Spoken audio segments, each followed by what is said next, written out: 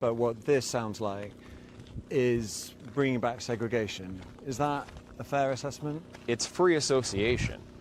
So we're not trying to keep other people down. This is a small settlement in the middle of the Ozarks. But they are being kept out, even if... Well, I mean, you don't let everyone into your home. Around 40 people live here. Hundreds more from across the world have paid to be members. And while the men do the physical labour, the women take care of the children who live here full time. It could be a very loving community if you're part of the community, but if you're black, or if you're Jewish, or if you're gay, you can't be part of that community. They can have their own communities, and they already do. You might be wondering how any of this can be legal. Return to the Land is structured as a private members association, which they believe allows them to discriminate on the basis of ethnicity, along with other factors. That has yet to be tested in the courts and may well fail. The Arkansas Attorney General has said his office is now reviewing the matter as a result of our reporting, and that there is no room for racial discrimination in Arkansas or anywhere in a free society. Well, it may be the local people who be saying that, but from the top down, baby, this is what the plan was in the beginning. So, Joe, I'm actually going to ask you, do you think that racial segregation could ever be beneficial for America, or is it always going to be harmful? And the way that I'm asking this to you is our mental is always affected. How is this going to affect us as a people? I feel like doing whatever it is that gives you peace at the end of the day is effective, right? So if you, you have to do it within the confines of the law.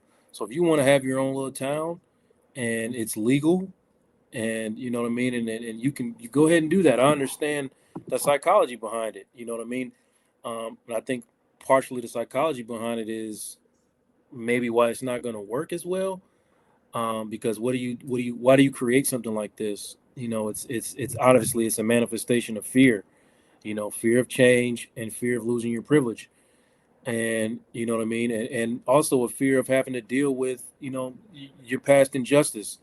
So I understand it. And rather than deal with those things, let's just create a town where those things don't even exist. But it's hard to have privilege. You know what I mean? Like you're losing privilege, but you're hard to have privilege. You don't have anybody to have privilege over.